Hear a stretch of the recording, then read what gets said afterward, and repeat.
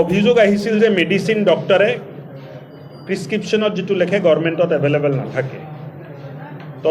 তদন্ত কৰাৰ পিছত বুজি পালোঁ যে মেডিচিন এভেইলেবল আছে, কিন্তু যেনেকৈ লিখিছে তাত বুজা যায় যে মেডিচিন নাই। ডক্টৰসকলক মই হাতজোৰ কৰি ৰিকুৱেষ্ট কৰিলোঁ যে চৰকাৰে ইছেঞ্চিয়েল গোটেই ড্ৰাগছ মেইনটেইন কৰি আছে, তাৰ পিছত যদি পেচেণ্টে বাহিৰত যাব লগা হয় এইটো এটা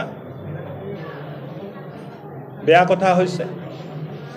উইদিন 15 ফেব্ৰুৱাৰী গোটেই অসমৰ যিমান হস্পিটেল আছে য'ত ডক্টৰে মেডিচিন প্ৰিস্ক্ৰাইব কৰে প্ৰত্যেকটোতে এটা হেল্পলাইন নম্বৰ লাগি থাকিব।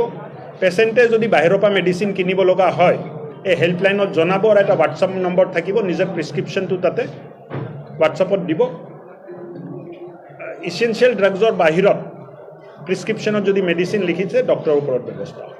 এটা অভিযোগ আহিছিল যে মেডিচিন ডক্টৰে প্ৰিস্ক্ৰিপশ্যনত যেটো লেখে গভৰ্ণমেণ্টত এভেইলেবল নাথাকে। তদন্ত কৰাৰ পিছত বুজি পালোঁ যে মেডিচিন এভেইলেবল আছে, কিন্তু যেনেকৈ লিখিছে তাত বুজা যায় যে মেডিচিন নাই। ডক্টৰসকলক মই হাতজোৰ কৰি ৰিকুৱেষ্ট কৰিলোঁ যে চৰকাৰে ইছেঞ্চিয়েল গোটেই ড্ৰাগছ মেইনটেইন কৰি আছে, তাৰ পিছত যদি পেচেণ্টে বাহিৰত যাব লগা হয় এইটো এটা বেয়া কথা হৈছে।